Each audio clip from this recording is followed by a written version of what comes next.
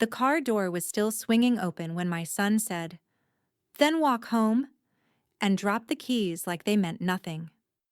Still holding the edge of the seat, I didn't beg. I watched him drive off in the vehicle I owned. As the dust settled, I felt the heat of the sun and something colder. His entitlement. While the wind picked up, I remembered whose name was on the title, and it damn sure wasn't his. The same boy I raised to be grateful had just mistaken control for inheritance. That's when I walked home and filed the paperwork that walked him out of my future. All right, before we dive into this crazy story, do me a favor. Subscribe and tell us where you're watching from. The sun had just begun to dip behind the hills, casting a warm amber glow over the rugged landscape as Marjorie sat quietly beside Blake in the front seat of the SUV. The drive back from the Talbot family breakfast had been tense, the kind of tension that made the air in the car thick and suffocating, but neither of them had spoken much. The quiet was more uncomfortable than the shouting had ever been. Blake's hands gripped the wheel a little too tightly, knuckles pale against the steering column. His jaw clenched intermittently, as if he was trying to hold something back, something sharp, ready to be unleashed. The quiet was becoming unbearable, and Marjorie, as always, was the first to break it. "You're driving too fast," she said softly, her eyes tracing the lines of the highway ahead. "You need to slow down." Blake's eyes flicked to her, then back to the road. He exhaled sharply, a frustrated hiss through his teeth. "Always making things harder," he muttered under his breath. His voice, sharp with irritation, cut through the tension in the car like a knife. "You can't just let things go, can you?" Marjorie's gaze didn't leave the window. She'd been used to his outbursts, had been dealing with them for decades now, but today was different. She was tired. Tired of trying to keep the peace, tired of always being the one to swallow her words. "I'm asking you to slow down for a reason," she said, keeping her tone even. "Respect, Blake. I've asked for it more times than I can count." Her words hung in the air for a moment, but Blake didn't respond. Instead, he slammed the gas pedal down, pushing the car faster. The engine roared louder as if in defiance of her request. Marjorie felt a pang in her chest, a familiar sting, the one she'd felt for years whenever Blake's anger flared. The weight of his entitlement pressed against her, suffocating. But she didn't flinch. She'd learned long ago not to let him see her bend.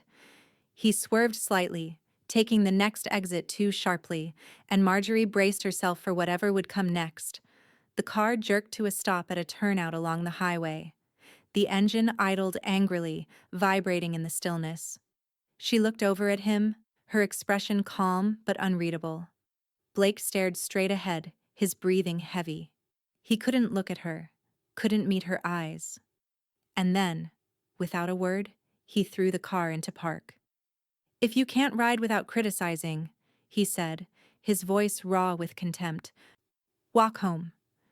The words felt like a slap, a physical blow, though he hadn't raised a hand. Marjorie's heart pounded in her chest, but she didn't move. She sat still, the world outside the car seeming to grow smaller, quieter, like the entire universe was holding its breath. He reached across her, grabbing the keys from the ignition with a swift, jerking motion. For a moment their hands brushed, but there was no softness in it. His fingers were cold and sharp, like everything about him now. Blake didn't look at her as he tossed the keys onto the passenger seat, the metallic clink echoing in the car like a final note in a long, unfinished song. And then, without another word, he shoved the gear shift into drive and sped off, tires screeching against the pavement, kicking up dust in the air behind him.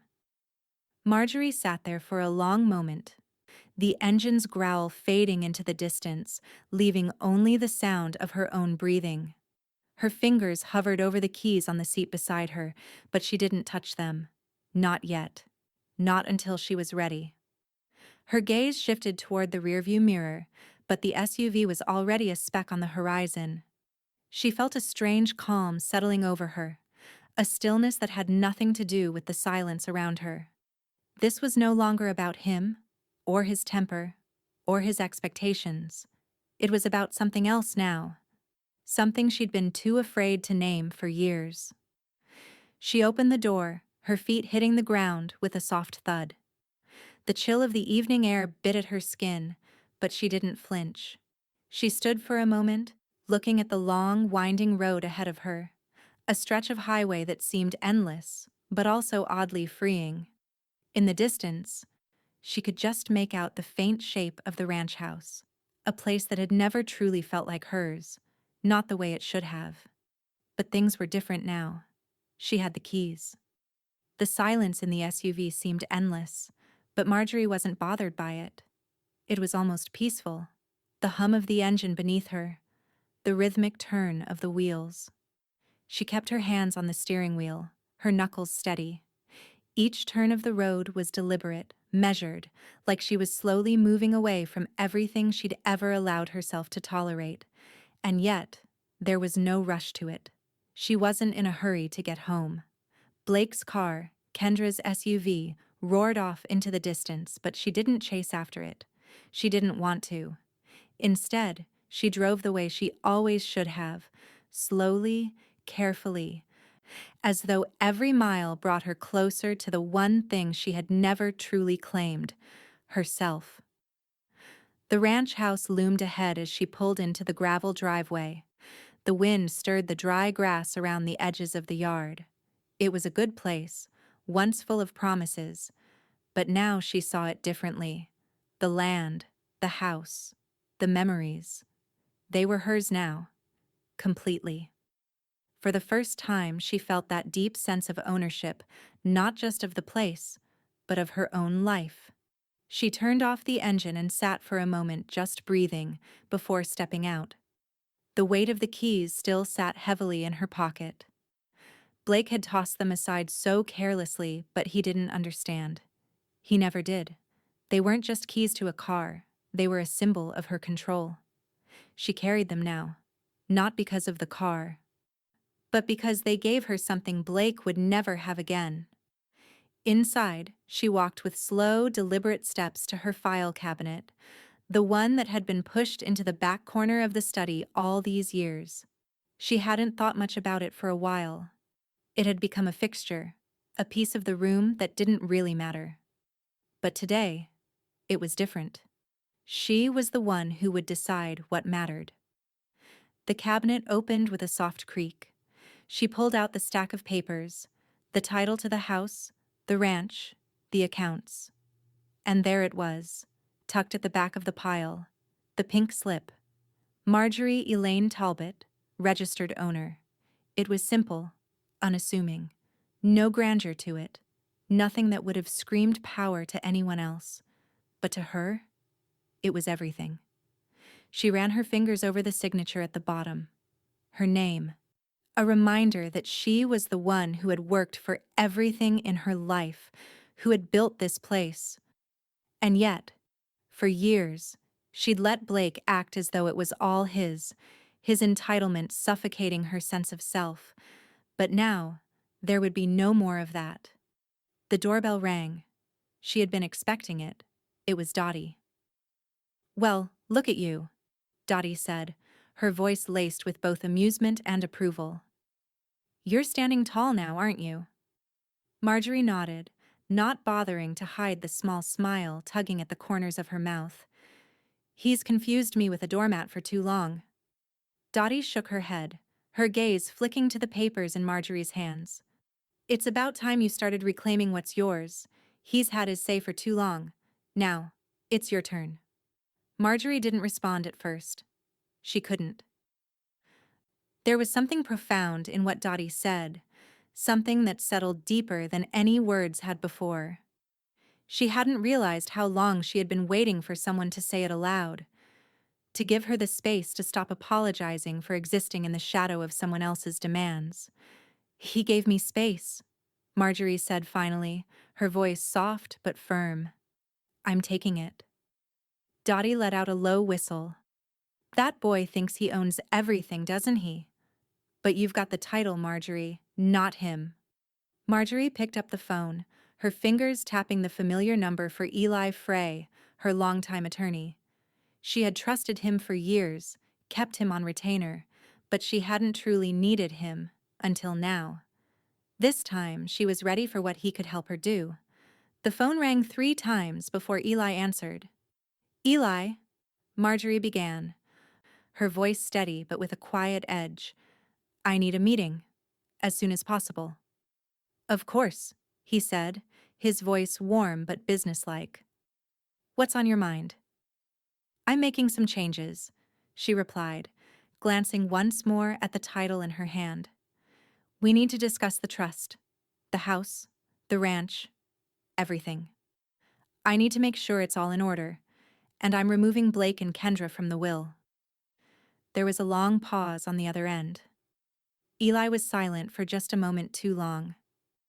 Understood, he finally said, his tone measured but with an undercurrent of respect that Marjorie had never heard before.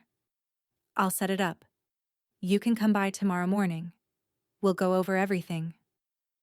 Thank you, Eli, she said, and hung up. Dottie was watching her, a knowing look on her face. That's the first step, she said quietly. Now, you take your time with the rest. You've earned it.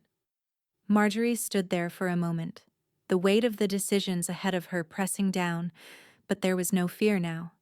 Not anymore. She looked out the window at the vast empty land that stretched before her. The ranch, the house, the history. Now it was all hers to shape however she chose. And there was no going back. The phone buzzed on the kitchen counter, its bright screen lighting up the otherwise dim room. Marjorie had been avoiding it for hours, but now the persistent vibration was impossible to ignore. She hadn't responded to Blake's earlier text, nor had she even glanced at it. She knew exactly what it would say. Another apology. Another half-hearted attempt at reconciling. He always believed he could fix things with a few words, but Marjorie was done. Words no longer had power over her. With a sigh, she walked over to the counter and picked up the phone. Blake's message blinked at her in black and white. Mom, I'm sorry. Please come home. We can work this out. I didn't mean it. Just, please, come back. She stared at it for a moment, her thumb hovering over the screen, ready to type a response. But she didn't. The message was empty. He was sorry because he didn't like the consequences of his actions, not because he understood them. Marjorie's finger dropped onto the delete button, erasing the message without so much as a second thought. Instead, she opened the Contacts app. A quiet but firm determination settled over her as she dialed the Broadleaf Credit Union. The call rang through, the sound smooth and familiar. Good afternoon, Broadleaf Credit Union. How can I assist you? Came the chipper voice on the other end. This is Marjorie Talbot, she said, her voice calm and controlled. I'd like to transfer the title of my vehicle into a trust account, effective immediately. The woman on the other end was quiet for a moment. Marjorie could hear the faint tapping of keys before the response came. Certainly, Mrs. Talbot. I'll transfer you to our trust services department. Moments later, a new voice, warm yet professional, came through. Good afternoon, Mrs. Talbot. I understand you wish to make a title transfer? Yes, Marjorie said firmly, sitting down at the kitchen table. She ran her fingers over the edges of the papers in front of her, the trust documents Eli had prepared. I'd like to put the title of my car in the trust. The vehicle is no longer under my son's control. There was a brief pause, and then the woman's voice softened, acknowledging the change with a professionalism that Marjorie appreciated. I'll begin the paperwork for the transfer immediately. Please hold while I prepare the necessary forms. As she waited, Marjorie glanced out the window, watching the sun dip lower on the horizon, casting long shadows across the ranch. It was almost surreal, the simplicity of it all. Blake had never understood how easily things could slip from his grasp, how a single moment could shift everything. He thought he had all the time in the world to make things right, but she had already taken the first step away from him, away from the years of being silenced, being overlooked. Her phone buzzed again, this time with a notification from the DMV app. She smiled faintly as she clicked through the options, filing a DMV lock on the car. There was no turning back. The registration was frozen. His name was no longer on it. When the woman returned to the line, she spoke more softly, almost as if she understood the significance of the transfer. The transfer has been completed. The title is now in your trust. Is there anything else I can assist you with today, Mrs. Talbot? Marjorie took a deep breath. No, that will be all. She hung up and sat back, her hands gripping the edge of the table as the reality of what she'd just done settled over her like a warm blanket. It was the first real act of defiance, of reclaiming her life that had once felt so out of reach. A knock at the door broke the stillness. Dottie was standing there, as usual, a quiet smirk playing on her lips. What now? Marjorie, you're not done yet, are you? Marjorie met her gaze with a steady look. I'm just getting started. Dottie walked inside, crossing to the kitchen table where Marjorie had laid out her papers. Her eyes scanned the forms, a knowing look in her eyes as she saw the evidence of the changes. Eli's done his part, Marjorie said, her voice firm. The trust is in place. Blake won't have access to anything. Car, land, nothing. He's out. I'm starting fresh. Dottie raised an eyebrow. You doing this to punish him? No, Marjorie replied, her voice cool but with a trace of something deeper. I'm just finally treating him like he treated me. Dottie nodded slowly, her lips pressed into a thin line. Well, he deserves it. Marjorie let out a breath, the weight of everything that had happened settling into her bones. She could feel the pieces falling into place, her sense of self, her dignity, her future. It wasn't about revenge, not really. It was about taking back control, taking back her life. Outside, the sky was a blanket of deep purples and reds, the fading light signaling the end of one chapter. Blake thought he could walk away without consequence, without ever looking back. But Marjorie knew now that the next chapter was entirely hers to write, and she had no intention of leaving anything to chance. The phone buzzed once more, another text from Blake. Marjorie didn't even have to look at it. Marjorie heard the knock on the door before she had even made it to the window. There was a quiet urgency in it, an expectation she recognized well. Blake. He had shown up earlier than expected, which meant he was already panicking, already feeling the shift beneath him. The kind of panic she'd grown used to when he needed something, when his sense of entitlement flared up like a dangerous flame. She didn't move right away, though. Instead, she let the sound hang in the air for a moment, the silence that followed it like a challenge. Marjorie wasn't in a hurry anymore. Not to explain herself, not to apologize. She'd done enough of that over the years. Now it was his turn to wait. The knock came again, louder this time, a sharp demand. She walked slowly to the door, her steps measured. By the time her hand gripped the handle, she could already feel the familiar pressure in her chest, the tightness that had always come with him. His impatience, his assumption that he could walk through her life without boundaries. She opened the door just wide enough to see his face. Standing there in the cold evening light, hands shoved deep into his pockets, looking more disheveled than usual. His eyes were sharp, his posture stiff. He was angry, but trying to hide it behind a mask of forced calm. You're not going to make me beg, are you? Blake's voice was low but edged with an unmistakable arrogance. Marjorie didn't blink. She looked at him with a steadiness that caught him off guard. What do you want, Blake? His jaw tightened. He took a step forward, as if the threshold meant nothing to him anymore. I need the car. For errands. You know, like normal people do. Marjorie didn't step aside. She didn't even gesture for him to come in. The door remained between them, a barrier that felt more solid than the walls of the house ever had. She didn't need to invite him in. "The car is mine," she said, her voice flat, without the usual apology. "So are the errands." Blake's eyes widened, disbelief flashing across his face for just a moment. He had expected a fight, maybe an argument. Instead, she was calm, unmoving. "Seriously?" he scoffed, throwing his hands up. "Over one fight?" It was more than just one fight. It was years of disrespect, years of his entitlement and her silence. Marjorie could feel that truth settle in her chest like a weight she didn't mind carrying anymore. She didn't answer him. She didn't need to.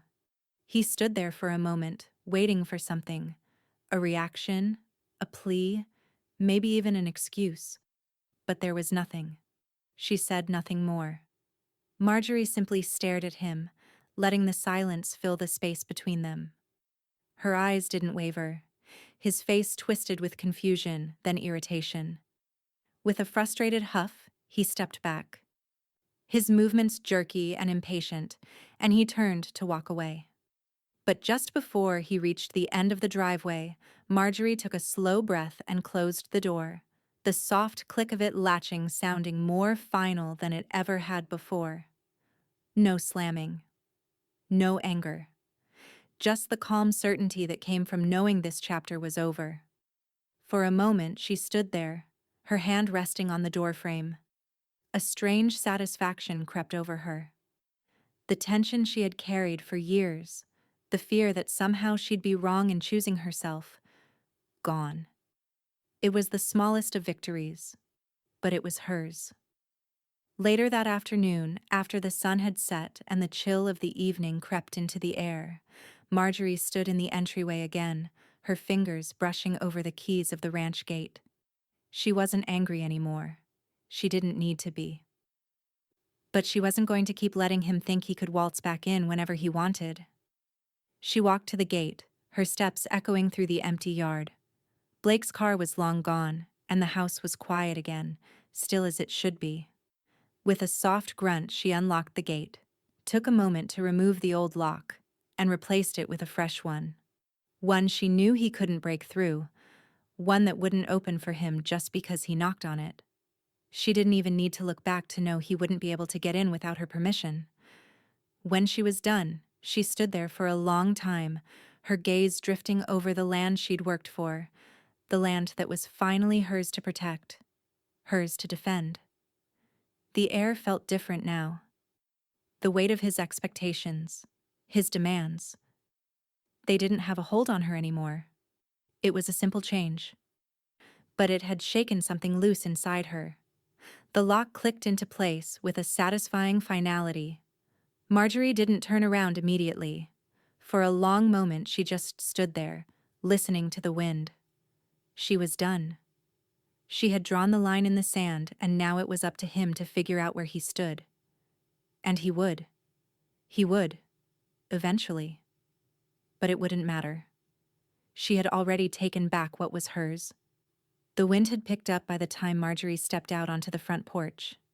It swirled around her, carrying with it the scent of the dry earth and the faint tang of wood smoke from a distant neighbor's fireplace.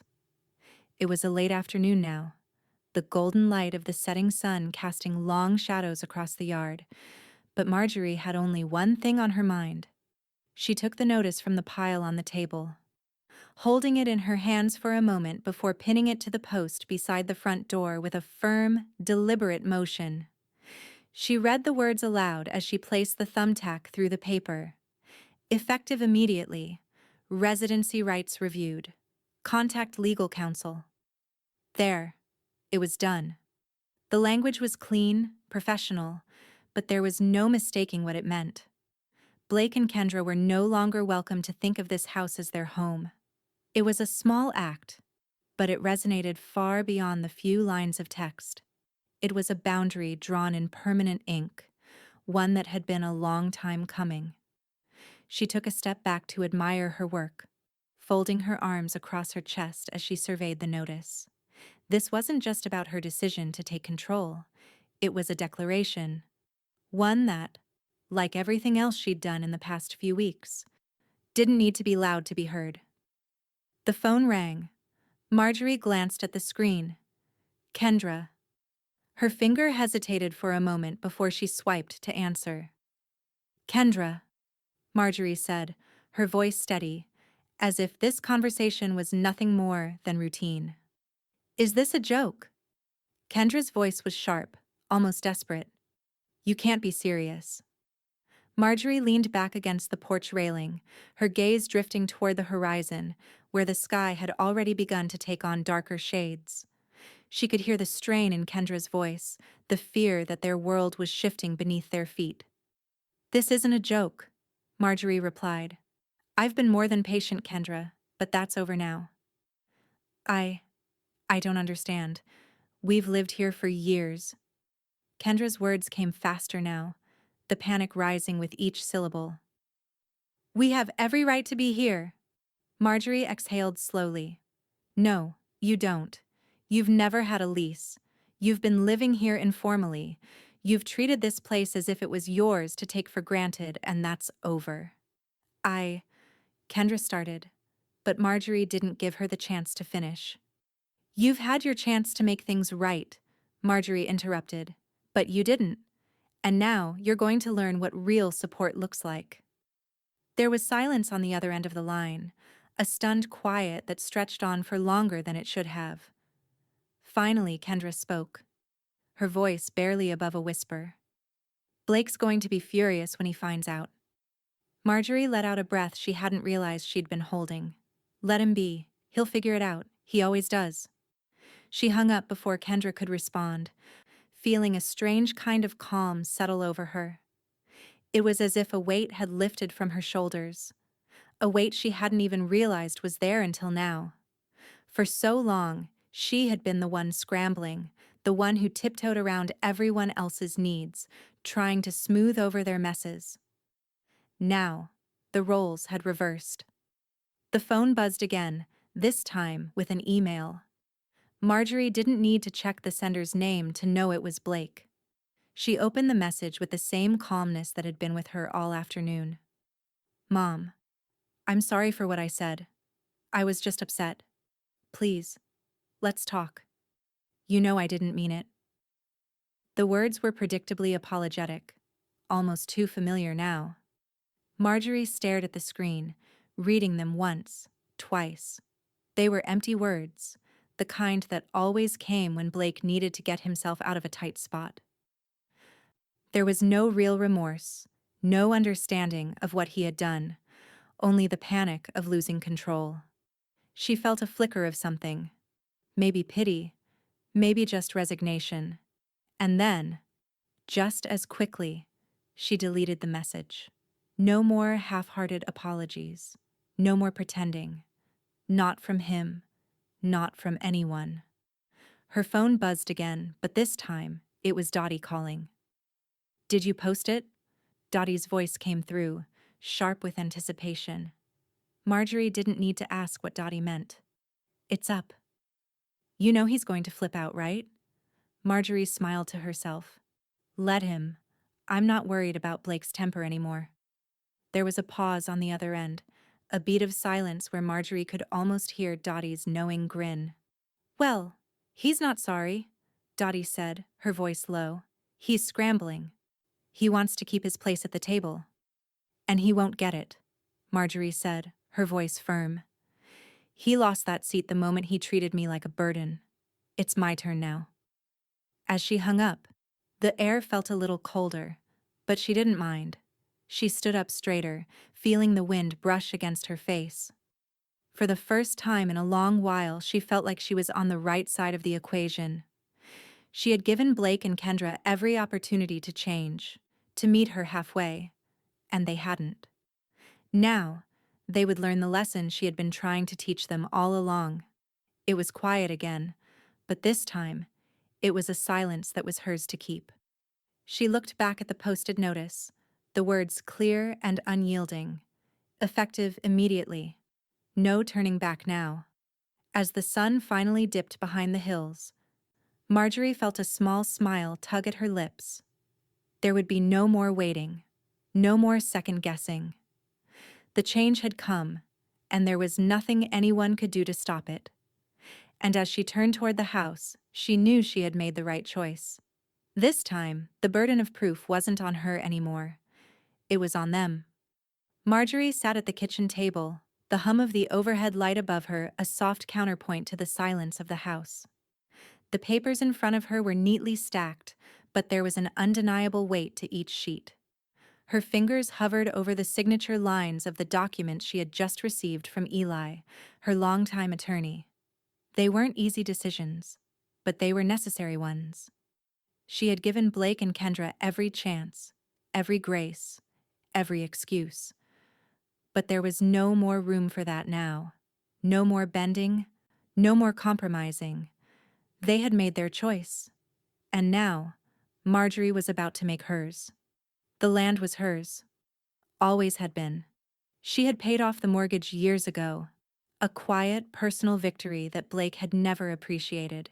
He'd always assumed he would inherit everything. She could practically hear his voice now, full of certainty. It's all going to be mine anyway, right? But that wasn't how this was going to play out. Not anymore. She signed her name on the first document, the transfer of full ownership of the ranch, land, and all assets into a new, irrevocable trust. The words were clear, concise. The land, the house, the business. It was all officially under her control now. Blake had thought he could take it from her, that he could wait her out. But he was wrong. Marjorie paused for a moment. Her pen hovering over the next page, the update to her will. Blake and Kendra's names had once been there, a given, a legacy to pass down. But no longer. With a steady hand, she crossed them out. Removed them entirely from her future. It was time to stop pretending they would ever be the people she hoped they would be. The door opened behind her with a soft creak. She didn't need to look up. Dottie was never subtle in her entrance, but her presence in the doorway still gave Marjorie a sense of calm. Dottie had always been there, the friend who saw things as they were, who never pulled punches. They laughed when you said boundaries, Dottie remarked quietly, leaning against the doorframe. Let's see if they're laughing now. Marjorie didn't answer immediately. The truth in Dottie's words rang through her, sharp and undeniable. Blake and Kendra had laughed at her efforts to reclaim herself for years. They thought she was weak, too quiet, too willing to let them dictate the terms of her life. But that was changing. Slowly, but steadily, it was changing. I don't think they'll laugh again, Marjorie said, finally meeting Dottie's gaze. There was no bitterness in her voice, no regret, just clarity. Dottie nodded, her eyes flicking to the papers on the table. You've done the hard part. Now, you're just taking back what's yours. Marjorie signed the final page, her fingers still trembling slightly, though she wasn't sure if it was from exhaustion or exhilaration. It didn't matter. The work was done. She leaned back in her chair, feeling the weight of the decision settle into her bones. The phone buzzed on the counter, an unfamiliar number flashing across the screen. She picked it up, the sound of Eli's voice cutting through the static of the line. Marjorie, it's done. We've set up the trust. All assets have been rerouted to the educational funds for Zach and Molly. They'll be well taken care of, but the control is external, out of reach for Blake. You've just built a future your son can't touch. Marjorie's throat tightened as she absorbed the weight of those words. A future your son can't touch. It was the final step, the moment where she knew everything she had built would finally be protected. It wasn't about punishment, it was about preservation. I didn't want to have to do this, Eli, Marjorie said quietly, but I couldn't let them keep using me, keep taking everything for granted. I know, Eli said gently, but now you're free to decide what you do with the rest of it. You've made the right choice. She pressed her fingers against her temples, a small ache behind her eyes. The emotional toll was heavier than the legal weight of the decisions she had made, but she had no regrets. She couldn't afford any. She hung up the phone, turning to Dottie. Her friend's eyes were searching, soft but unwavering. "You did it, Marjorie," Dottie said simply. "You took everything back." Marjorie looked out the window, the late afternoon light now fading, casting the ranch in cool shades of blue and gray. The house, the land, everything was hers. And as she watched the darkening horizon, she realized that the battle wasn't over, not by a long shot. But she no longer felt like the victim in it. For the first time in years, Marjorie felt in control of her own future. Her phone buzzed again. Another email from Blake. Her eyes flicked over the words. "Mom, please. This has gone too far. We can work this out. Just let me come home and fix things." Marjorie didn't even need to read it. She already knew what it would say. The same plea for forgiveness. The same empty request to come back to the way things were. She deleted it without a second thought. The door creaked open again, and this time Marjorie did look up. Dottie stood there, her arms crossed, her eyes full of knowing. "Are you ready for what comes next?" she asked softly. Marjorie stood up slowly, her hands steady as she ran them over the table, over the documents, over everything she had just done. She felt lighter somehow, stronger. "Let's see if Blake still thinks he's entitled to my life," Marjorie said, her voice calm but firm. "I'm done letting him decide who I am." The clock ticked on, but it no longer mattered. Marjorie had learned the hard way that time didn't wait for anyone, and now she was the one who controlled it. And this time, the clock was ticking in her favor. The knock was quiet, tentative, as if Kendra wasn't sure whether she wanted to be here, but had no other choice. Marjorie had heard it from the kitchen, the same soft tap-tap that had echoed 100 times over the years, but this time it wasn't the sound of someone seeking help. It was the sound of someone who had lost their way. She stood at the window for a long moment, watching the figure through the sheer curtains. Kendra. Her silhouette was thin, arms crossed in front of her, her shoulders stiff. Marjorie didn't rush to the door. There was no hurry anymore. When she finally opened it, Kendra's face was flushed, eyes swollen like she hadn't slept in days. The anger that had once defined her had all but faded, replaced by something much more vulnerable. Fear. "We didn't mean to push you that far," Kendra said, her voice thick with unshed tears. "You have to know that. We never meant to make you feel like you had no choice." Marjorie's gaze didn't soften. There was no room for softness anymore. She had been patient, forgiving even, for years. She had given them all the chances they would ever get. But now, standing before her, Kendra looked more like a stranger than ever. "You didn't push me, Kendra," Marjorie said, her voice low and even. "You threw me out of a moving life." Kendra's lips trembled, the words caught in her throat. She had always been good at pretending, at weaving a web of words that made everything sound better than it was. But Marjorie wasn't buying it anymore. "I didn't want things to go like this," Kendra continued, stepping forward slightly. "I swear I didn't. But the kids, Blake, they'll be devastated. They'll hate me." Marjorie stood perfectly still, watching her. Her hands, though calm, ached to do something. Something to finally show Blake and Kendra that their actions had consequences, that no amount of manipulation would work anymore. But she didn't move. "They'll be devastated?" Marjorie's voice was sharp, cutting through the air between them. "Then teach them not to inherit cruelty." The words hung in the air between them, stark and heavy. Kendra flinched as if slapped, but there was no turning back now. Marjorie had no more room for false apologies, for hollow promises. Her heart had long since grown numb to the cycle of it all. Blake and Kendra had made their choices, and now it was her turn to make hers. Kendra's eyes darted to the floor, her breath shaky as she fought back more tears. I just, I thought we could work it out. Marjorie, I thought if I just made you see that it wasn't all their fault. No. Marjorie cut her off, her words ringing in the air with finality.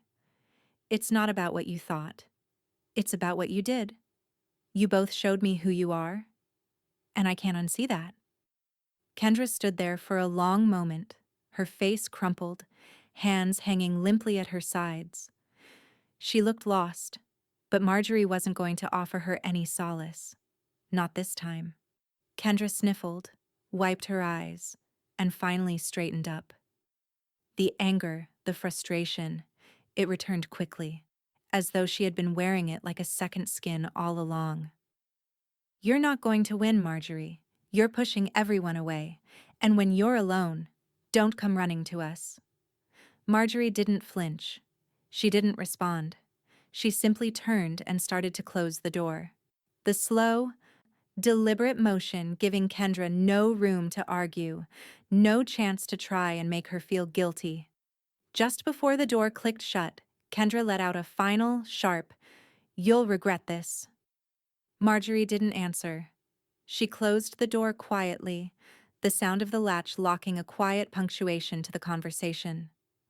The space around her felt suddenly bigger, emptier. The ranch, which had once felt like a prison of obligations, now stretched out before her like an expanse of possibilities. She stood there for a long moment, her back against the door, absorbing the silence, the weight of everything she had just said, and everything she had done. And then, slowly, she walked back into the house. She picked up the community bulletin she had been working on earlier, feeling the weight of her decision settle deeper into her bones. Looking to rent out newly available ranch space. The words were simple, but they carried the weight of the future. It was her move now. Her finger hovered over the post button. The house was changing, the land was changing, and she was changing. Blake and Kendra would learn soon enough that she wasn't the woman they had always taken for granted. And with one soft click, she posted the notice. There was no going back now. As Marjorie leaned back in her chair, she finally allowed herself a breath. The hard part was over. Whatever came next, she would face it on her own terms. The phone buzzed again. She looked at the screen. Blake. She stared at the name, and for the first time in years, she didn't feel the need to answer. Her future had already been written, and it had nothing to do with them. The voicemail blinked on her phone screen. Blake's voice, a thin thread of desperation, rippled through the quiet of the house. Marjorie stared at it for a long moment, the weight of the past days pressing on her shoulders. She had already heard everything he had to say. His words had lost their meaning, their power. But she listened to it anyway. "Mom, please. I can't fix this alone.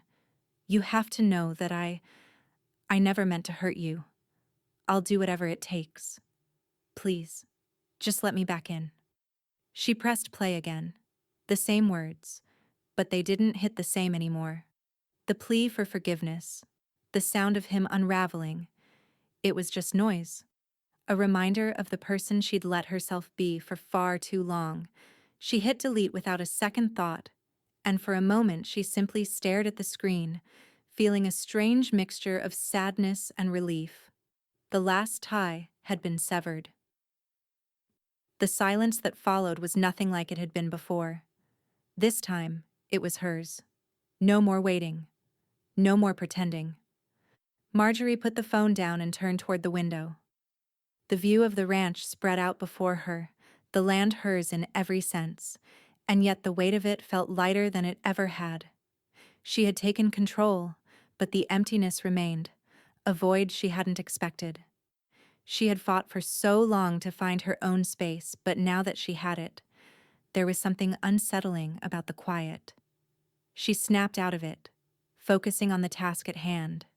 She had posted the community bulletin earlier, but now there was another matter that needed attention. A tenant. The cottage had sat vacant for too long, and she knew it was time to make a change. She picked up the phone and called the number that had been left on the rental listing. It was a woman, soft-spoken but with a quiet strength in her voice. Her name was Eleanor, and she was a widow with a young daughter. Marjorie arranged a meeting for later that afternoon, hoping that this new arrangement would offer them both what they needed: a fresh start, a place to rebuild, just like herself. By dusk, Eleanor and her daughter had moved in. Marjorie watched them from the window of her own home, the mother and daughter settling into the cottage, the warmth of their first night together radiating through the small window. A quiet satisfaction filled Marjorie, though it wasn't without a tinge of something else. Hope, maybe. The idea that people could heal, start fresh, and find what they needed, just as she had. Later, as the house grew darker, she walked into the study and sat down at her desk. The letter had arrived that morning, and now she held it in her hands. Molly's letter. "Why won't you visit anymore?" It was simple, direct, the kind of question that only children ask when they sense something is missing.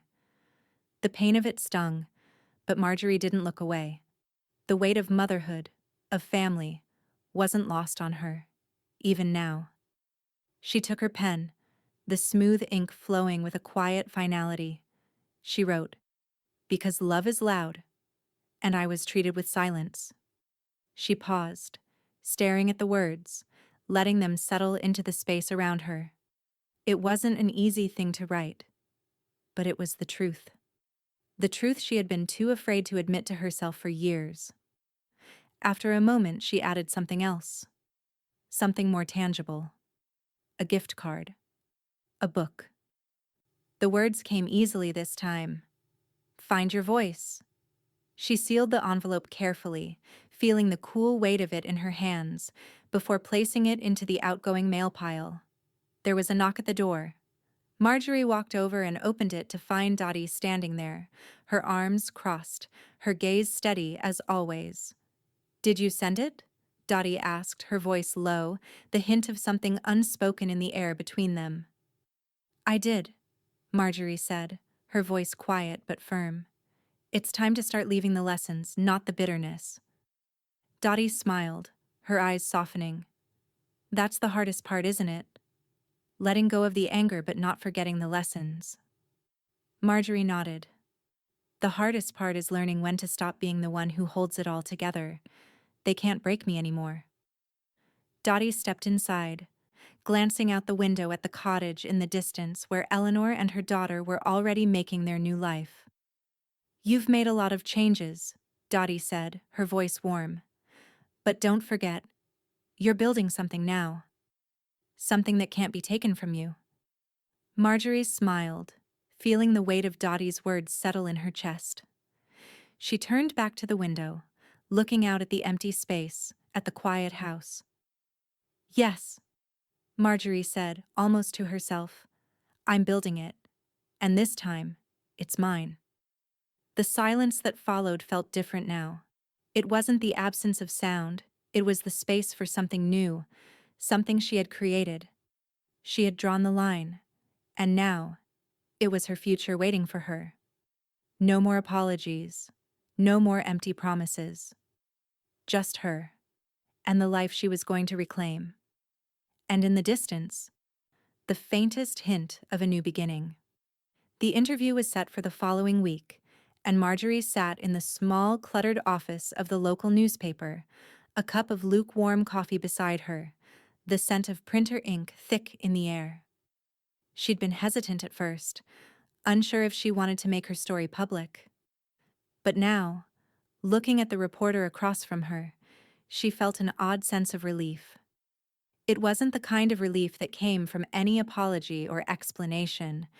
It was the relief that came from finally, fully, owning her truth.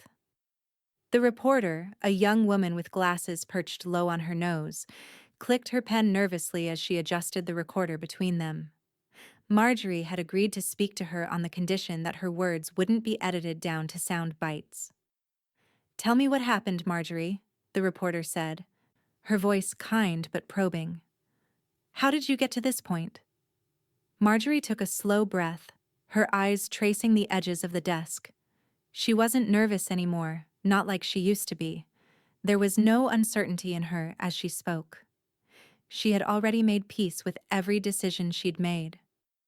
It's simple, she began, her voice steady. For years, I was treated like I didn't matter. Like my needs, my boundaries, my voice didn't count. I spent my life tiptoeing around other people's expectations, trying to be the mother, the wife, the daughter they wanted me to be. And in the process, I forgot who I was. She leaned forward slightly, her fingers resting on the table, the weight of her words hanging between them. It wasn't one moment or one fight.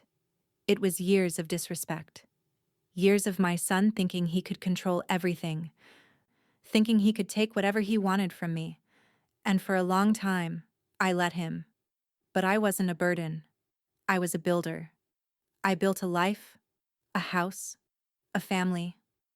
I'm not a doormat to be walked over. The reporter's eyes widened slightly, taking in the clarity in Marjorie's words. It sounds like there was a breaking point. Marjorie's gaze grew distant for a moment, as if she was reliving that pivotal day on the side of the road, Blake tossing the keys to the car at her like they were worthless. She nodded slowly. The breaking point wasn't just when I was thrown out of the car. It was when I realized I had been letting them use me for years. I realized that I wasn't just being disrespected. I was complicit in it. I allowed them to treat me like I was invisible. But no more. I'm done being quiet. The words felt like the first breath of fresh air she'd taken in years. The reporter typed rapidly, capturing every word. How does it feel, though? To go public with this? Marjorie paused for a moment, considering the question. It's freeing, she said simply. It's scary, too, but it's freeing. I've spent so much of my life keeping things to myself, keeping the peace, because that's what was expected of me. But now I'm speaking up. I'm reclaiming my life, my voice, and my story. And that feels like power. The interview wrapped up an hour later. The reporter thanked her, promising that the piece would be on the front page in the morning. Marjorie left the office feeling lighter than she had in years. There was no turning back now. Her story was out there, for anyone who wanted to hear it. The article went viral in the region, spreading like wildfire across social media, from local groups to larger forums focused on women's rights and elder care. The headline was blunt and empowering. I wasn't a burden. I was a builder. Comments flooded in, mostly supportive. Some shared their own stories of breaking free from toxic family dynamics. Others thanked her for her bravery, for being the voice they never had. Marjorie found herself reading the comments in the quiet of her home, smiling faintly at the women who were finding their strength in her words. There were a few who didn't understand, who labeled her selfish, heartless, and cold. But she didn't dwell on those. The others, the ones who thanked her, were enough. As she scrolled, her phone buzzed again. This time, it was a text from Blake. She could already hear the tone in his words without even reading them. Are you seriously going public with this? The question was loaded with judgment, with a deep sense of disbelief that she would do such a thing. But Marjorie didn't hesitate. She smiled, her fingers steady as she typed her response. You made it public when you opened the car door and told me to walk. Her finger hovered over the send button for a moment. There was a slight tremor in her hand, not from fear or uncertainty, but from something else, from the release of holding back for so long. She pressed send. The silence in the house felt different now. It wasn't empty. It wasn't oppressive. It was a quiet victory, one that had been a long time coming. She stood up, her eyes drifting to the window where the light from the setting sun cast long shadows across the yard. The land, the house, everything was hers again. And this time, she was going to protect it. Not just from Blake, but from anyone who thought they could take from her without consequence. And as the door clicked shut behind her, the first real step into her new future began. The letter arrived in a plain envelope, the handwriting on the front familiar but distant. Marjorie turned it over in her hands, staring at the address, at the penmanship that could have been her son's, if not for the weight of everything that had happened. She didn't open it right away. She already knew what was inside. She could feel the emptiness of the words without even having read them. Blake. She set the envelope on the kitchen counter, the paper smooth beneath her fingers, its edges sharp with finality. For a long moment she did nothing but watch the paper, waiting for something to feel different. But nothing came. Finally, she opened it, tearing the seal with a single motion, as though she were opening the last chapter of a book she'd long ago decided to put down. The letter was full of words like regret, reconciliation, moving forward, a soft plea for forgiveness, the kind that had always felt like a lifeline, only this time it was empty. No specifics. Just a vague apology, a promise that wasn't backed by anything tangible. It was a manipulation dressed in the language of healing. Marjorie read it through once, then twice. The words stung only because they reminded her of what she had already lost. The plea for things to go back to the way they were wasn't a request for change. It was just another way to hold on to control. The same pattern, the same manipulation, the same lack of accountability. She placed the letter down, her eyes never leaving the words. Eli's voice echoed in her mind, his earlier words cutting through her thoughts. "I told you he'd try this," he had said, a smirk in his voice when he read the first apology. No mention of specifics, just manipulation. The truth of that hit harder than any of his apologies ever could. She didn't need to read the rest. She didn't need to entertain it anymore. She wasn't the person she used to be, the person who waited for apologies that would never come. Not this time.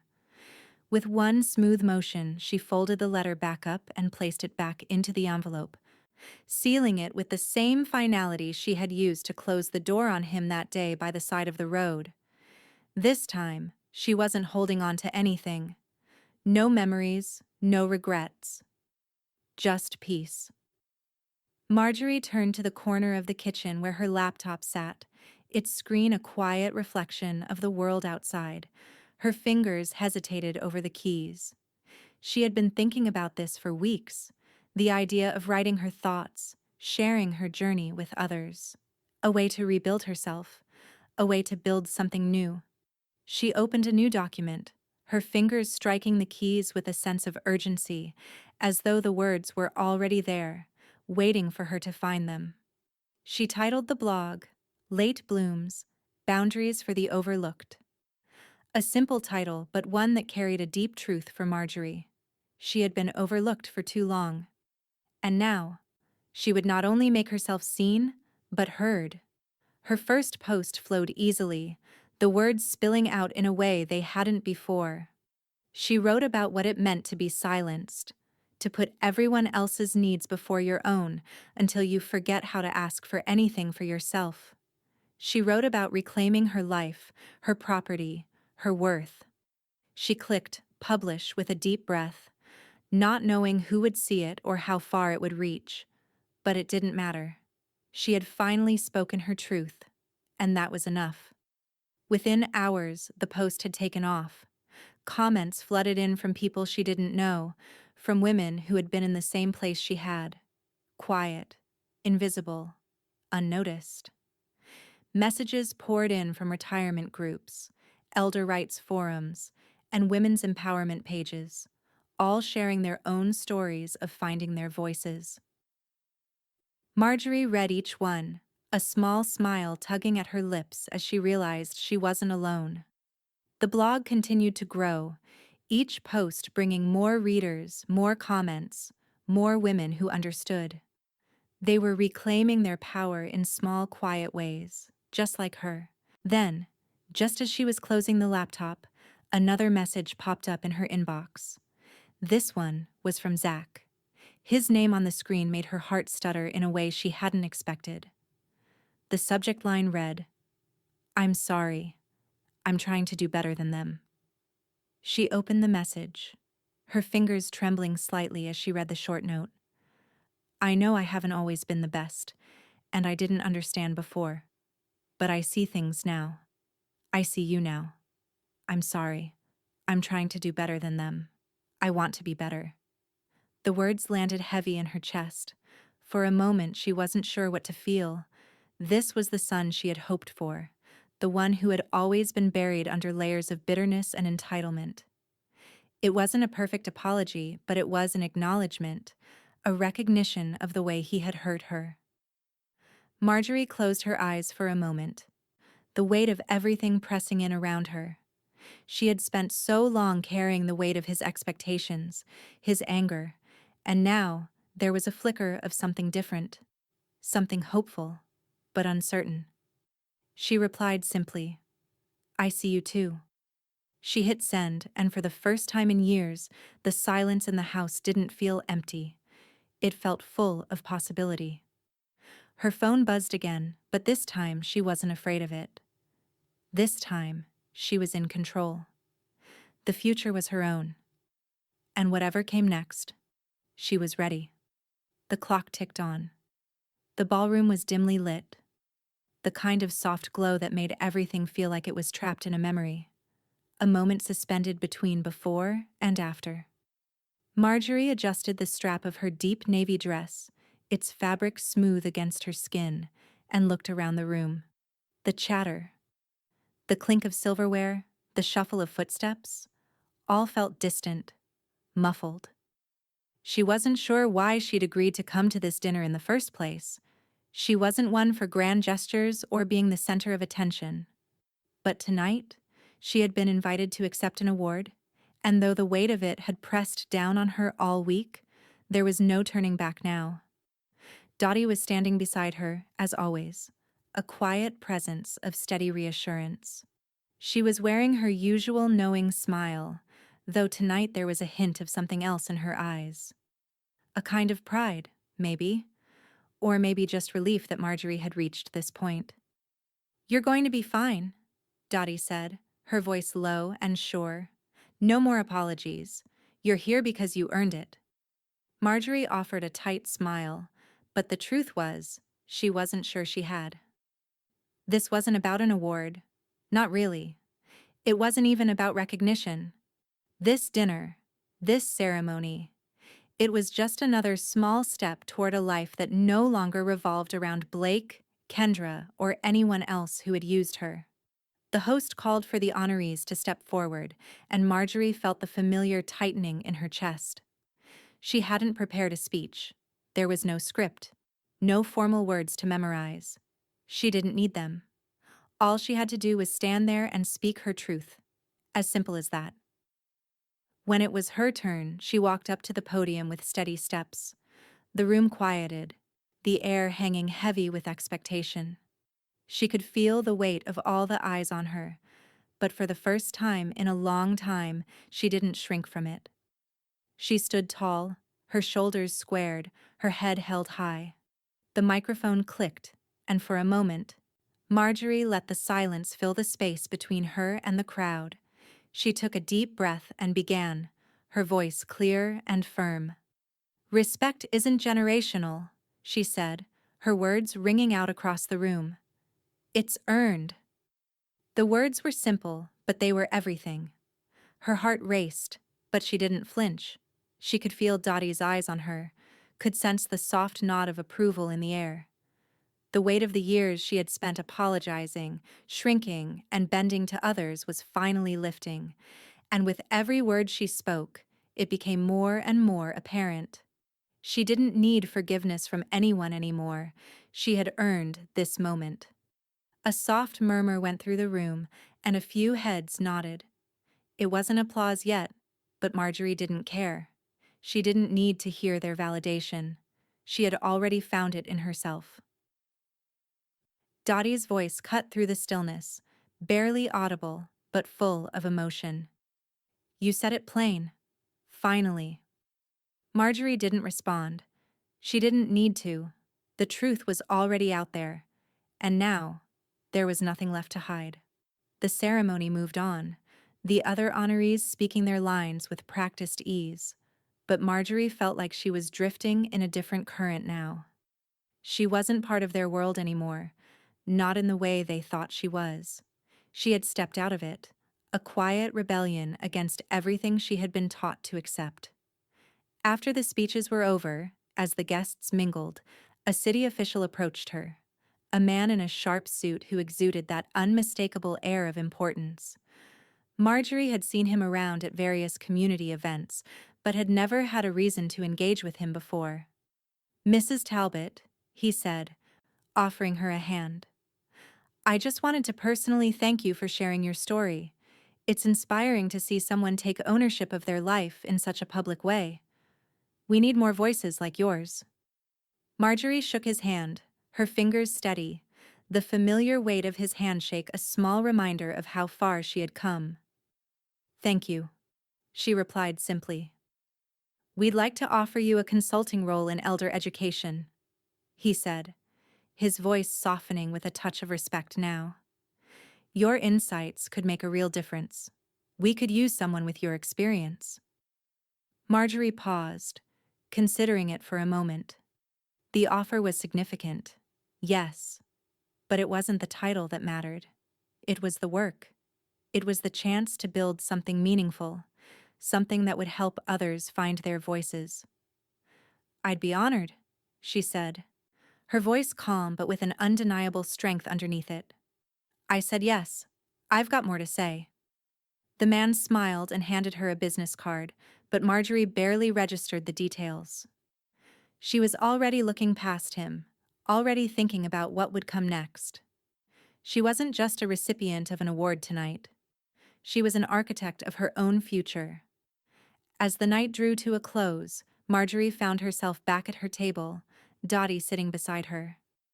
The room had begun to empty, the buzz of conversations fading into the background, but the hum in her chest, the quiet pulse of her own power, was loud. Her phone buzzed in her pocket. Another text from Blake. She glanced at it, her finger hovering over the screen. His words read, "Hope it was worth the attention." A flicker of something, irritation maybe, stirred in her chest, but she simply shook her head and deleted the message without hesitation. It was the same tone, the same dismissal. Marjorie looked out over the room where shadows from the evening light stretched across the polished floor. There was nothing left for her in those old expectations, in those old patterns. Not anymore. She was no longer just playing the role that had been written for her. She was writing her own. The future was open now, and it was hers. The late afternoon sun filtered through the window, casting long, soft shadows across the office as Marjorie sat at her desk, signing the final piece of paperwork. She had been working with Eli for weeks, solidifying the plan that would protect her legacy. It wasn't just about wealth or property. It was about what she left behind, what she chose to build after everything had been torn down. The legacy she would leave would not only be one of survival, but of empowerment. The donation she had made earlier in the year to fund transitional housing for displaced elders was finally coming to fruition. A project that had started as an idea, a whisper of what she could offer to others who had been treated the way she had, was now becoming a reality. Marjorie picked up the dedication plaque from her desk, running her fingers over the words engraved into the metal. "For those who were told to walk home." She felt a strange pang as she looked at it. It wasn't just a plaque. It was a testament to everything she had overcome, everything she had turned into something meaningful. The land, the ranch, the house. These were no longer symbols of what had been taken from her. They were the foundation for what she was giving to others. She stood up, the quiet weight of the plaque in her hands grounding her. It was more than a physical structure. The house, the space, These were places where people like her, like so many others, could find safety, dignity, and a fresh start. No one would be told to walk home again. Not under her watch. As she made her way to the front door, Dottie was waiting for her in the hallway. Dottie had become a constant in Marjorie's life, her grounding presence always there when it mattered most. "You've built something real, Marjorie," Dottie said, her voice low with respect. "You've built something that can't be broken." Marjorie smiled, though it was tinged with the quiet satisfaction of someone who had fought for too long to be knocked down again. "I don't know about that," she said, placing the plaque in the front hallway, where it would be the first thing people saw when they entered the space. "But I've built something that matters, something that will give people what I never had." Dottie followed her into the front room, where a few old chairs were arranged around a small coffee table. It wasn't much, but it was enough. This was where Marjorie would begin her weekly writing circles, a space for the women in her community who had felt invisible, unheard, silenced. They would come here, write their stories, and find their voices. The room quickly filled with chairs as more and more women signed up. Marjorie had expected a few, maybe a handful, but each week more faces appeared, all looking for a place to share their stories. The writing circles were never about just writing. They were about breaking the silence, building something out of the pieces of their lives that had been scattered by years of neglect. These women weren't just participants. They were collaborators in their own healing, their own reclamation. The community came together in ways that surprised Marjorie. She didn't know, when she started, that this would be the thing that filled her heart. Not the legacy of the land, not the money, not the business, but the people. The conversations that unfolded around that coffee table were the conversations she had been denied for so long, the raw, honest words that broke through all the pretense. Later that week, Eli called to finalize the legal documents that would secure her legacy for good. With a few signatures, the last of Blake and Kendra's names were removed from the will, their access to her assets permanently severed. It felt almost anticlimactic after everything that had happened, but there was peace in it too. It wasn't about vengeance, it was about protection, about ensuring that no one could come in and take what she had worked so hard to build. Marjorie looked down at the stack of papers in front of her. With a final stroke of her pen, it was all done. The land, the house, the future. Secure and untouchable. But more than that, the work she had begun here was now set to grow. It would outlive her. It would continue long after she was gone. She stood up, feeling the weight of it all for the first time that day. Her legacy was no longer about a man's control over her life. It was about what she had given the world, about what she had made for those who had nowhere else to turn. And yet, as she looked out over the ranch, the phone buzzed on the counter. Another message from Zach. It had been weeks since their last conversation, and she hadn't expected to hear from him again. But there it was. "I'm sorry. I didn't know how much I had hurt you. I didn't understand before, but I see it now. I want to do better. I want to be better. I hope I haven't lost you." Marjorie sat back down, the message hanging in front of her. She read it through, her heart heavy but not broken. This wasn't an easy fix. This wasn't an easy conversation, but it was a start. It was a step forward. She typed back simply, "I see you too." The words felt weighty, final, but also full of possibility. Maybe there was a future for them both, one where they didn't need to erase the past, but could finally start from something real. With a deep breath, Marjorie set the phone down and turned her gaze to the window. The sky was darkening, but she wasn't afraid of it. She had built this life, this house, this land, this future, and she wasn't walking away from it. Her phone buzzed again, But this time, she wasn't afraid to answer. The future, after all, was hers to shape. And she was just getting started. Marjorie sat at the edge of the witness stand, her hands folded neatly in her lap. The room around her felt smaller than it should have, the walls closing in as the room filled with unfamiliar faces. The long table in front of her, lined with attorneys and experts, was intimidating, but she didn't flinch. She was no longer afraid of spaces like this. She had taken control of her life, and this moment would not be any different. The hearing room was packed with people, many of them there because of her testimony on elder abuse and financial neglect. It wasn't the first time she'd spoken out, but it was the first time her words carried weight that could reach beyond the room. The air was thick with anticipation. There were reporters in the back corner, their notebooks poised, cameras focused on her. Marjorie took a deep breath, adjusting the microphone in front of her, her fingers steady, though her pulse raced in her chest. She had waited years for this moment, not for validation or recognition, but for the chance to be heard, to speak the truth about what had been done to her, and so many others, behind closed doors. She leaned forward slightly, her voice calm, but every word carrying the weight of everything she had been through. I stand before you today as someone who was told, repeatedly, that I didn't matter, she began, her voice unwavering. As someone who was made to feel invisible by the very people who should have been there to support me. She paused for a moment, letting the words settle in the room, feeling the gravity of what she was saying. For years, my son thought he could control me, manipulate me, and take what he wanted because he thought he deserved it. Because he was his mother's son, she continued, her voice steady but sharp with the sting of truth.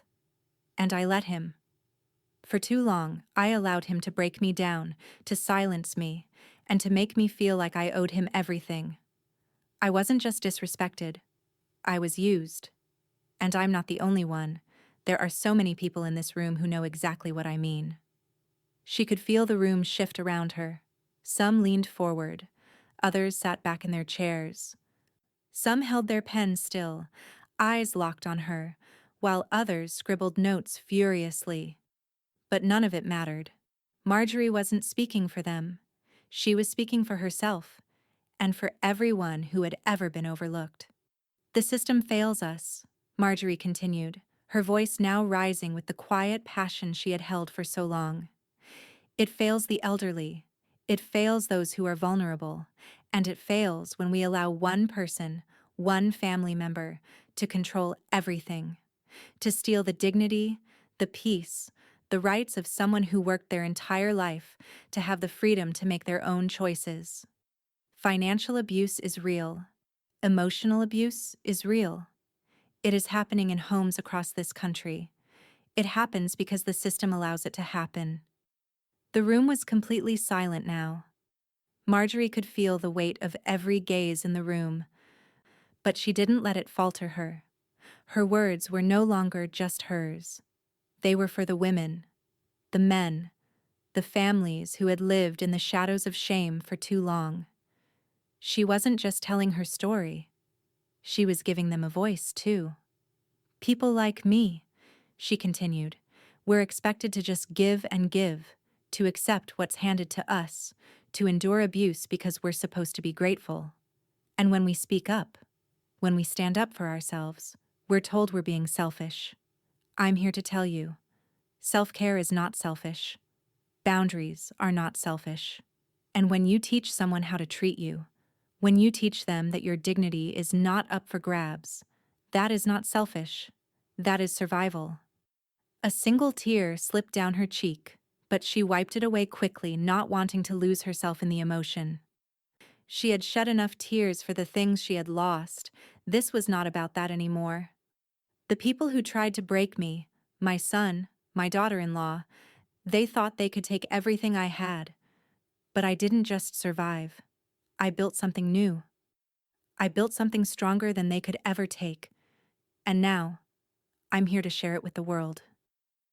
The room was still, The reporters were motionless, their pens hovering in midair, unsure whether to write or listen, not knowing what to capture, because every word Marjorie spoke was already a headline in its own right.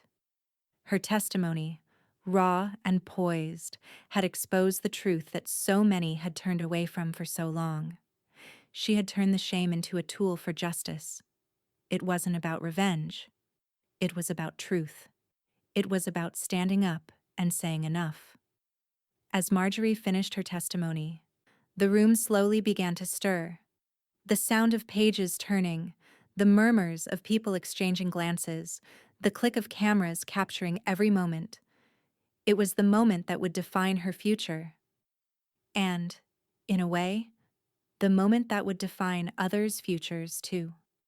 Later that week, the media picked up the story. The headline hit the local news. The woman who was told to walk, then walked away for good. The article went viral, flooding social media with comments from people who had experienced the same kind of abuse, from people who felt seen for the first time. Marjorie's name was everywhere. It was strange, but it was also undeniable. She had never wanted this kind of attention, but it had found her because her truth was too loud to ignore. Her blog saw a surge in readers, and she began to receive messages from people all over the country.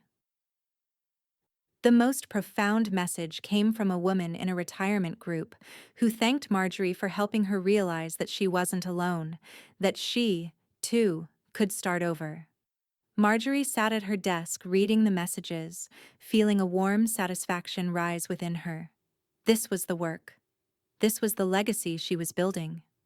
Not just the land, not just the house, but the knowledge that her story had sparked a change in someone else. Her phone buzzed again. Another text from Blake. Hope it was worth the attention.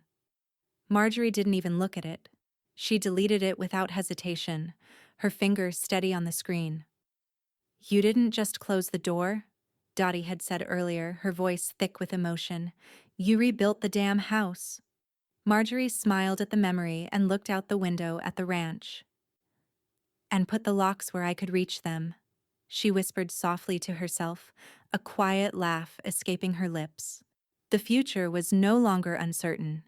It was her own to shape, and she was finally, truly, free. The bookstore was packed, the buzz of conversation a gentle hum as Marjorie made her way through the line of eager readers. The book in her hand was more than just a collection of words. It was the physical manifestation of everything she had fought for, everything she had rebuilt. The book was her truth, her journey, her voice made permanent. She signed each copy with care, the pen gliding smoothly across the pages, each signature a final seal of a life reclaimed. When the line began to thin, she noticed him. Blake. He stood near the back of the crowd, his posture stiff, eyes scanning the room like he wasn't sure whether to approach or turn around and leave. His presence cut through the hum of the bookstore, pulling her attention like a magnet. He hadn't changed much, still wearing the same polished, practiced smile that used to smooth over his every flaw. He was holding a copy of her book, his fingers wrapped around it like it was a life raft, something to grab onto. Marjorie felt a tightening in her chest, but she didn't flinch. She didn't look away. She had lived through the noise of his demands and manipulations for far too long to be startled now. He approached the table slowly, taking his place in the line of readers. When it was his turn, he stepped forward with a measured calm. That was a great talk, Blake said, his voice cool, but there was an edge to it, a hidden challenge behind the words. He was trying to appear unaffected, but Marjorie could see the cracks beneath his surface. The mask wasn't as solid as it used to be. She didn't answer immediately, her gaze flicking to the book in his hands. The irony wasn't lost on her. The book he had once dismissed, the one he had thought would never see the light of day, was now in his hands. A symbol of everything he had underestimated. She smiled faintly as she picked up the next book to sign, her pen moving quickly across the page. For those finding their way out, she wrote. It was simple, but it meant everything. Her voice, her words, had already done what they were meant to do. She wasn't here for approval. She wasn't here for him. Blake watched her as she signed, his eyes locked on the smooth motion of her hand. But there was no warmth in his gaze. He didn't see her anymore, not the woman who had fought for everything she had, not the woman who had stood up for herself in a world that had long expected her silence. He only saw the version of her that still lived in his head, someone who existed to make his life easier, to be molded to his will. She placed the signed book in front of him, her fingers brushing against the cool paper. When she looked up, their eyes met, and for the first time in years, she didn't see him as her son. She didn't see him as the person she had once tried so hard to understand. She saw him for what he was now, a man who had chosen his path, and a man who was no longer a part of hers. He opened his mouth, as though to say something more, but the words stalled in his throat. His expression faltered, his eyes flicking down to the book in his hands. Marjorie waited, but only for a moment. The silence between them was long and thick, but it wasn't uncomfortable. It was final. Without another word, Blake walked away, the sound of his footsteps fading into the background as he moved to the next person in line. The weight of his presence lingered for a few seconds more, but Marjorie didn't feel it like she used to. There was no ache, no longing, no desire to make things right. There was just an understanding that some things couldn't be fixed, some people couldn't be saved. Dottie had been standing off to the side, quietly observing, as she always did. As Blake walked away, she met Marjorie's gaze. There was no need for words. Dottie had seen the change too, the change in Marjorie, the change in Blake. She didn't need to comment on it. The look in her eyes said it all. "Closure?" Dottie asked, her voice gentle but knowing as she approached the table. Marjorie shook her head, her lips curving into a smile that was both serene and certain. No, just finality. She didn't need to explain further. Dottie understood. She had seen Marjorie go through the years of struggle, the self-doubt, the years of being trampled by the weight of expectations and demands. And now, she was free of it. The relationship that had defined so much of her life had ended, not with a dramatic confrontation, but with the quiet finality of a door closing. Marjorie stood up, feeling a lightness she hadn't known in years. The event was winding down, but she wasn't done. She wasn't walking away from the work she'd begun. The future, as always, was in her hands. The car keys she once carried, those she would not let Blake take again. She was the one in control now. Dottie fell into step beside her as they headed toward the exit.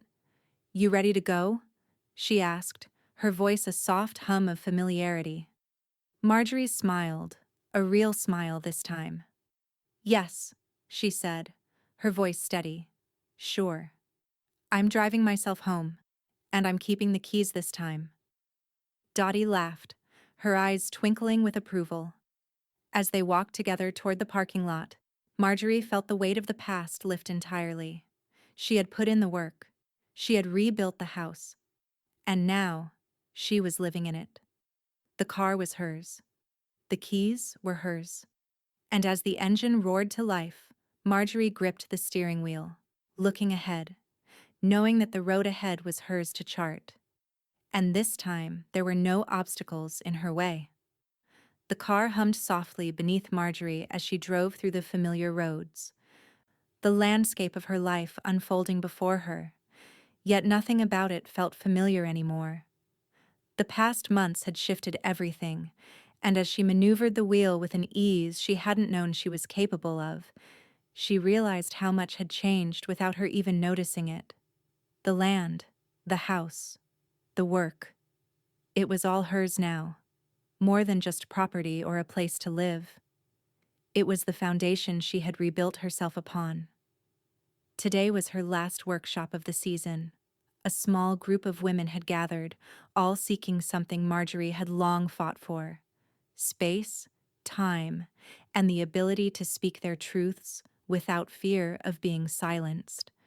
It was fitting, in a way, that she would end the season here, on the cusp of everything that had come to pass, with her final act of offering her trust, literally and figuratively, to the women who would carry it forward. Marjorie had spent years not just teaching them how to write, but how to reclaim their stories, to claim back the silence that had been forced upon them. Today, she wasn't just teaching them, she was leaving behind a part of herself. She had signed the last of the trust documents the night before, and now, for each of them, she handed over a copy, the legacy of her hard work and reclaimed voice. "You are the ones who will make this real," she told them, as they gathered around the table, their pens poised and their eyes bright with the potential of their own futures. "Take this and build. Build something stronger than anything that was taken from you, because your voice, your life, your power, no one can take that from you unless you let them." When the workshop was over and the last woman had shaken her hand with gratitude, Marjorie stepped outside, the cool autumn air greeting her. The sun was beginning to dip lower in the sky, casting a golden glow over the fields. She turned the car back on, the engine rumbling beneath her as she drove past the ranch, her ranch, where two elderly women and their grandchildren had already moved into the cottage she had once considered vacant for too long. The sight of them, their lives unfolding within the walls she had fought so hard to preserve, filled Marjorie with a quiet satisfaction. The ranch wasn't just hers anymore. It was becoming a home again. She looked at the padlock that gleamed in the sunlight, catching a glimpse of her name on the deed, etched and permanent, like the decision to finally take control of her life. It wasn't just a name on paper. It was the symbol of her survival, her strength, and her future. Turning down the road toward the Iron Kettle Diner, Marjorie's fingers gripped the steering wheel with a sense of finality. She had driven this road countless times, but today it felt different. It felt like the last time she would ever drive through it with any kind of hesitation, like the future was wide open before her, and she was no longer waiting for something to change. She had already changed everything she needed to. When she parked outside the diner, the scent of fresh pie wafted through the air, a comforting reminder that life, despite everything, could be simple. Dottie was already inside, of course, sitting in their usual corner booth with a slice of pie in front of her. Her eyes lit up when Marjorie walked in, the unspoken bond between them solid and sure. "To the woman who got out of the car and never looked back," Dottie said, her voice thick with affection and pride. Her hands rested on the table, her smile warm but knowing. Marjorie laughed, the sound rich with a freedom that felt new. "Correction, I drove forward," she said, sliding into the booth opposite Dottie. The two women sat there in companionable silence for a moment, the world outside carrying on, indifferent to the quiet victory they both knew had been won. Marjorie took a bite of her pie, the sweetness of it settling in her chest, the warmth of the moment enveloping her. She hadn't known how to move forward at first. She hadn't known how to let go of the past. But now, she had built something solid, something unbreakable. The past no longer defined her. Her future, her own voice, her own choices, was what would shape the rest of her life. Her phone buzzed once more. A text from Blake.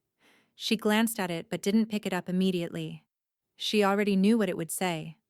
"You really think you've won?" The question was tired now. Its sting long faded. Instead of reading it, Marjorie set the phone down on the table beside her, her fingers resting on the smooth surface. She didn't need to answer. She didn't need to justify herself. The truth was, Blake had kicked her out of the car. He had told her to walk home. But she had picked up the keys he dropped, climbed into the driver's seat of her own life, and never looked back. And now, she was home. The final line was simple, but it carried everything she had learned. My son kicked me out of the car and said, "Walk home." The keys he dropped were mine. Marjorie took a deep breath, savoring the sweet taste of freedom. The road ahead was hers, and this time, she would never let anyone take the wheel from her again.